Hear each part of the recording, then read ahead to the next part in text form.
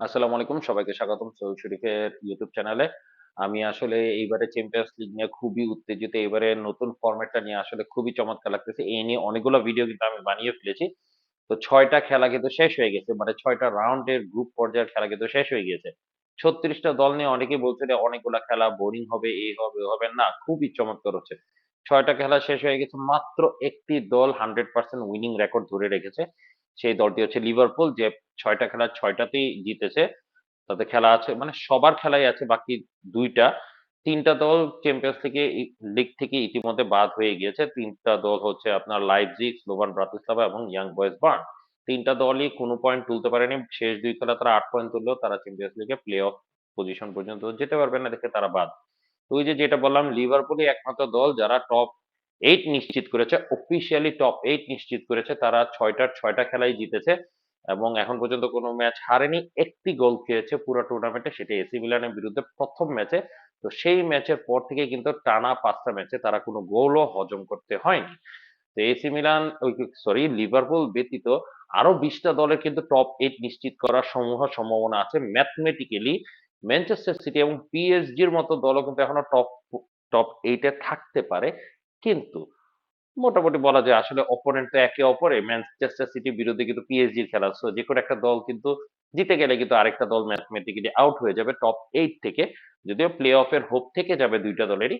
কিন্তু ২০টা দল, মানে ২১তম দল কেল্টিক গ্লাসগো, র্যাঙ্কিং এ ২১তম আছে।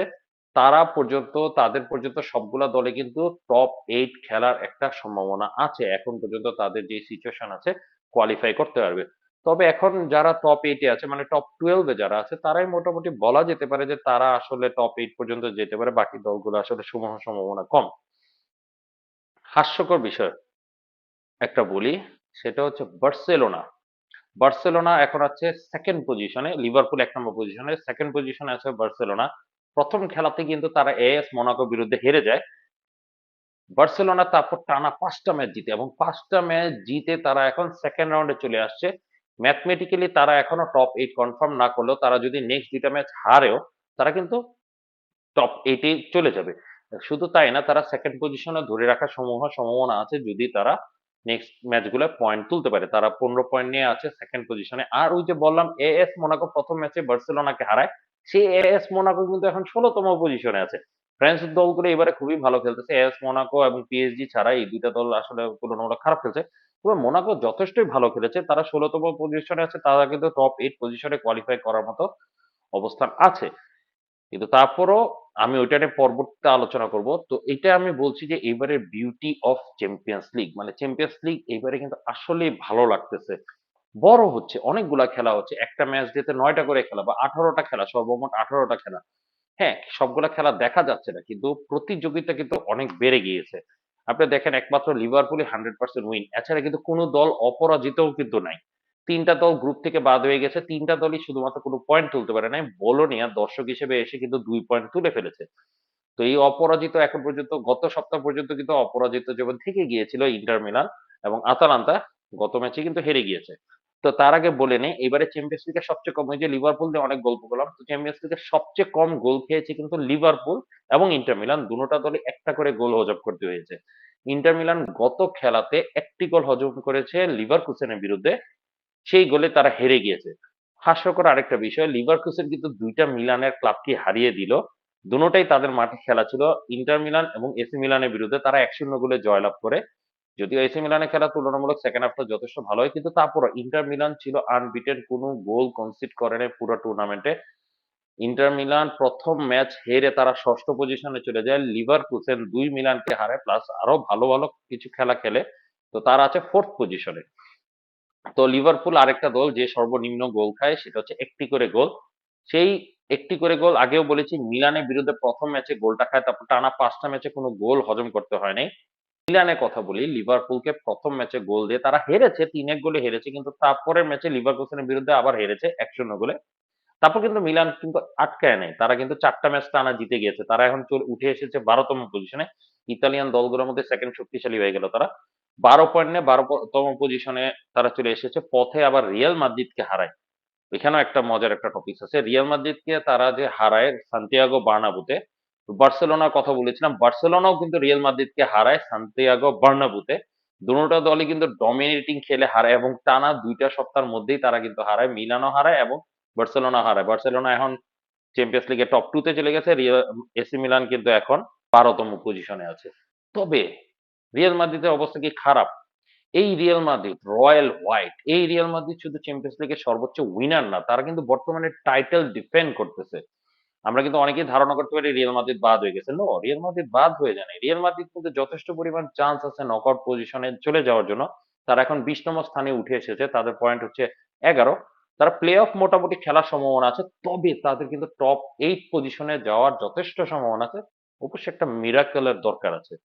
তো ইন্টারের খেলা বললাম, রিয়াল মাদ্রিদের কথা বললাম, বার্সেলোনার কথা বললাম, এসি মিলানের কথা বললাম, লিভারকুসেনের কথা বললাম, তো অনেকগুলা কথা বললাম। এর মধ্যে আপনি খেয়াল করেছেন যে ইতালিয়ান ডমিনেশন, গত সপ্তাহে কয়েকটা ভিডিও যদি আপনারা দেখেন সেখানেও কিন্তু আমি ইতালিয়ান ডমিনেশন নিয়ে আলোচনা করেছিলাম যে এবারে চ্যাম্পিয়ন্স লিগে ইতালিয়ান দলগুলো ভালো করছে। বাট না, এই সপ্তাহে কিন্তু কথা ঘুরে গিয়েছে, ইংলিশ ডমিনেশন শুরু হয়ে গেছে। আপনি চিন্তা করেন টপ 5 এর মধ্যে 3টা ইংলিশ ক্লাব আছে। লিভারপুল 1 নম্বর স্থানে, আর্সেনাল 3 নম্বর স্থানে আছে এবং অ্যাস্টন ভিলা আছে 5ম স্থানে। হ্যাঁ, তাদের সবচেয়ে বড় মানে গত কয়েক মৌসুমে ম্যানচেস্টার সিটি, পেপ গার্দিওলার ম্যানচেস্টার সিটি খুবই ভালো খেলছিল। এই মৌসুমে হঠাৎ করে ম্যানচেস্টার সিটি অবস্থা খারাপ হয়ে গিয়েছে। তারা এই মুহূর্তে আছে 22তম পজিশনে। নেক্সট খেলা পিএসজির বিরুদ্ধে তাদের, এবং পিএসজি কিন্তু মোটামুটি সুতায় ঝুলতেছে, ম্যানচেস্টার সিটিও কিন্তু সুতায় ঝুলতেছে। ওই তারা এখন আছে 22তম পজিশনে। গত খেলায় জুভেন্টাসের কাছে হেরে গেল, সেই ইতালিয়ান দল জুভেন্টাসের কাছে হেরে জুভেন্টাস কিন্তু উপরে উঠে গেল। তো ম্যানচেস্টার সিটি জুভেন্টাসকে এসে হেরে 22 পয়েন্ট নিয়ে 22তম পজিশনে আছে 8 পয়েন্ট নিয়ে। তাদের নেক্সট খেলা পিএসজির বিরুদ্ধে, যারা আছে 7 পয়েন্ট নিয়ে 25তম স্থানে। তো এটা আসলে মনে হচ্ছে ব্যাটল অফ দ্য গ্লোরি হতে যাচ্ছে, এবং এই খেলার মধ্যে যে জিতবে সে আসলে নেক্সট রাউন্ড মোটামুটি কনফার্ম, আর যে হারবে তার জন্য কিন্তু খুবই ঝামেলা, তাদের নেক্সট লাস্ট খেলাটা অবশ্যই জিততে হবে। তো ম্যানচেস্টার সিটির একটা সুবিধা আছে, শেষ খেলাটা ক্লাব ব্রুজের বিরুদ্ধে, যারা এই মৌসুমে তারাও ভালো খেলতেছে। আর পিএসজির খেলা পড়ে যাবে স্টুটগার্টের বিরুদ্ধে, যেটা আসল কথা, মানে যে জিতবে সেই সিকান্দার হয়ে যাবে। কারণ কি স্টুটগার্ট হুট করে কিন্তু ফর্মে ফিরে আসছে। হুট করে তারা গোল দিতে পারছিল না, গোল দিতে পারছিল না, গত খেলায় গোল দিয়ে কিন্তু জিতে গিয়ে বড় ব্যবধানে জিতে তারা যেমন পয়েন্টও তুলেছে, গোল ডিফারেন্সও কম করে নিয়েছে। পিএসজি বিরুদ্ধে যদি শেষ খেলায় সবকিছু যদি মিল থাকে, পিএসজি বিরুদ্ধে শেষ খেলায় তারা ড্র করলেও কিন্তু নেক্সট রাউন্ডে চলে যাওয়ার সম্ভাবনা আছে। তো এইবারে চ্যাম্পিয়ন্স লিগটা আসলেই চমৎকার হচ্ছে। তো ইতালিয়ান ডমিনেশনের কথা, যে ইতালিয়ান ডমিনেশন বাদ হয়ে গেল সেটা কিন্তু না। ইন্টার মিলান হেরেছে, রাইট। আতালান্তা হেরেছে, রাইট। এসি মিলান জিততেছে, হ্যাঁ। জুভেন্টাস হঠাৎ করে জয়ের ধারায় ফিরে এসেছে। আপনি দেখেন ওদের অবস্থান কিন্তু মিডিয়াম সারিতে চলে গিয়েছে। ইন্টার মিলান এখন আছে 6, মিলান 12, আতালান্তা জুভেন্টাস আছে 13 এবং 14 পজিশনে। ইন্টারের পয়েন্ট হচ্ছে 13, মিলানের পয়েন্ট হচ্ছে 12, জুভেন্টাস এবং আতালান্তা পয়েন্ট 11 11 করে। এবং ওদের থেকে যে পঞ্চম দলটা আসছিল বোলোনিয়া, তারা কিন্তু ইতিমধ্যে মোটামুটি বাদ পড়ে গিয়েছে। অফিসিয়ালি না হলেও মোটামুটি নিশ্চিত তারা এখন পর্যন্ত 2টা পয়েন্ট তুলেছে। নেক্সট 2টা খেলা টাফ আছে। মানে আপনি দেখেন জার্মানি এবং ইতালি থেকে 5টা করে দল আসছে, 5টা দলের মধ্যে এই পঞ্চম দল দুটোটারই বাদ পড়ছে। লাইপজিগও বাদ পড়ছে, বোলোনিয়াও বাদ পড়ছে। তো এক্সট্রা দল খেলানোর আমার কাছে মনে হয় না এটা আসলে অযৌক্তিক একটা বিষয়, বরং কিছু কিছু দেশের টিমগুলো আসলে কিন্তু সুবিধা হতো। যেমন আমরা এইবারে মৌসুমে কিন্তু সবচেয়ে বড় একটা ক্লাবকে মিস করেছি, যারা কিন্তু যথেষ্ট ভালো খেলে, গালাতাসারে। চ্যাম্পিয়ন্স লিগে আসলে কিন্তু তারা যথেষ্ট ফাইট দেয় তুর্কির। তো ফেনেরবাচে যেমন তারাও প্লে অফ খেলে বাদ পড়ে যায়, তো ফেনেরবাচে মরিনহোর ফেনেরবাচে যেমন আসতে পারে নাই। তো আমি মনে করি এই ইতালি এবং জার্মানির এক্সট্রা দল না খেলে বরং তুর্কির একটা দল বাড়ায় দিলে কিন্তু যথেষ্ট ভালো একটা টুর্নামেন্ট হবে। যেমন তুর্কির ফেনেরবাচে যদি আসে মরিনহো বলে কথা, মরিনহো আসলে কিন্তু টুর্নামেন্টটা আরেকটু চমকপ্রিয় হয়ে যেত। তো ইতালিয়ান দলগুলা গল্প করলাম, জার্মানি নিয়েও একটু গল্প করি। জার্মানি কিন্তু খারাপ অবস্থানে নেই। আপনি জাস্ট একটা জিনিস দেখেন, জার্মানি বায়ার লিভারকুসেন 4তে আছে, ডটমুন্ড আছে 9ম স্থানে, বায়ার্ন মিউনিখও কিন্তু মোটামুটি উপরের দিকে উঠে এসেছে, বায়ার্ন মিউনিখ আছে 10ম স্থানে। ডটমুন্ড এবং বায়ার্ন মিউনিখ কিন্তু টপ গোল স্কোরারদের একজন। এবারে সর্বোচ্চ গোলদাতা হচ্ছে আপনার বার্সেলোনা, সেকেন্ড থার্ড এর মধ্যে বায়ার্ন মিউনিখ এবং ডটমুন্ডের স্থান আছে। এবং স্টুটগার্ট, যা যে কথাটা বললাম, শেষ ম্যাচেও কিন্তু তারা ড্র করলে যথেষ্ট ভালো চান্স আছে। হুট করে মনে হয়েছিল স্টুটগার্ট একটা আন্ডার টুর্নামেন্ট খেলতেছিল, কিন্তু হুট করে তারা কিন্তু ফিরে গিয়ে কিন্তু তারা সিকান্দার রূপ নিচ্ছে। তো পিএসজির সাথে খেলাটা আসলে তাদের একটা চমৎকার খেলা হবে। ফ্রেঞ্চ দলগুলোর কথা না বললেই নয়। আপনি দেখেন স্তাদিও ব্রেস্তোয়া 7 স্থানে, লিল্লে আছে 8ম স্থানে।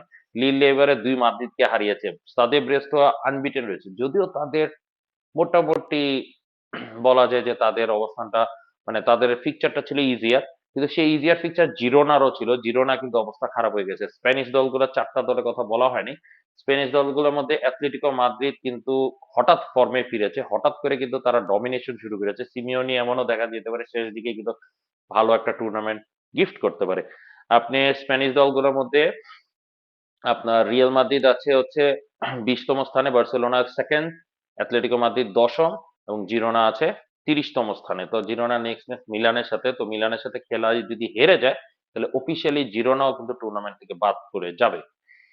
তো ফ্রেঞ্চ দলগুলা নিয়ে শেষ করি। পিএসজির কথা তো অনেকবারই আলোচনার মধ্যে আসলো যে পিএসজি সুতায় ঝুলতেছে। আপনি চিন্তা করেন, লিলে, ব্রেস্তোয়া এবং হচ্ছে এএস মোনাকো, এই দল তিনটেই ভালো করতেছে, অথচ ফ্রেঞ্চ ক্লাবগুলোর মধ্যে সবচেয়ে শক্তিশালী দল হচ্ছে পিএসজি।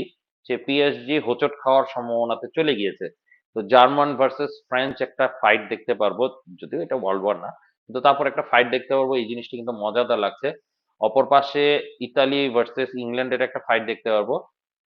স্প্যানিশ দলগুলা ছোট দলদের সাথেই খেলা, সো স্প্যানিশ দলগুলা মোটামুটি চান্স আছে অন্যান্য দলকে উড়ায় দেওয়ার। বার্সেলোনা খেলা সম্ভবত আছে লিল্লের সাথে, তো এইখানে দেখা যাক কি হয়। না সরি, অ্যাথলেটিকো মাদ্রিদের খেলা আছে লিল্লের সাথে এবং পিএসভির সাথে। সো আসলে টুর্নামেন্টটা চমৎকার হচ্ছে।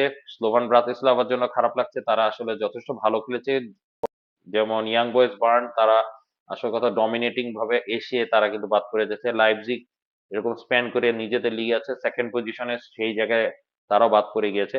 বোলোনিয়া খারাপ খেলে নাই, বোলোনিয়া তুলনামূলক কঠিন প্রতিপক্ষের বিরুদ্ধে খেলে কিন্তু তারা হারতেছে এবং তারা 2টা পয়েন্ট তুলে রয়েছে, এর মধ্যে একটা বেনফিকার বিরুদ্ধে আর একটা শাখতার দোনেস্কের বিরুদ্ধে। আসল কথা শাখতার দোনেস্কের বিরুদ্ধে এটা পয়েন্ট তোলাটা বড় কিছু বলবো না, কিন্তু বেনফিকা উঠতেছিল, সেই উঠতে থাকা বেনফিকার বিরুদ্ধে কিন্তু পয়েন্ট নিয়ে কিন্তু তারা বেনফিকাকে একটা ইকুয়েশনের মধ্যে ফেলে দিয়েছে, তারাও বাদ পড়ার সম্ভাবনা আছে। ডাচ দলগুলা কষ্ট লাগে, বেচারা ডাচ দলগুলো দুটোটা দলই মোটামুটি বাদ পড়ার সম্ভাবনা চলে গিয়েছে। তো এই নিয়ে অনেকক্ষণ বক বকাইলাম, তো অনেকক্ষণ গল্প করলাম। তো শেষ করি ভিডিওটা।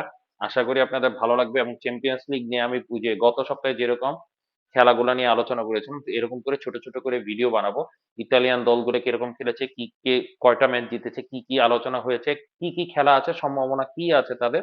এটা যেমন যেমন শুধু ইতালি না, ইংলিশ দল, স্প্যানিশ দল, জার্মান দল, ফ্রেঞ্চ দল, আর গতবার যেটা বানাইতে পারিনি সেটা হচ্ছে বাকি দেশগুলা দলগুলা নিয়ে। যেমন বাকি দেশগুলো হচ্ছে নেদারল্যান্ড, নেদারল্যান্ড পর্তুগাল নিয়েও বানিয়েছি।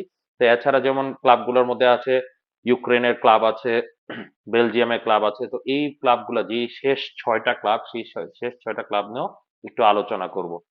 তো কষ্ট করে দেখার জন্য সবাইকে ধন্যবাদ জানাচ্ছি। আমার চ্যানেলে যদি আপনাদের ভিডিওটা ভালো লাগে তাহলে লাইক দিবেন, আর আমার চ্যানেলে যারা নতুন অবশ্যই সাবস্ক্রাইব করবেন। এটা আপনাদের জন্য একটা ছোট্ট ক্লিক, কিন্তু আমার জন্য একটা বড় ইন্সপাইরেশন। তো আবারও ধন্যবাদ সবাইকে।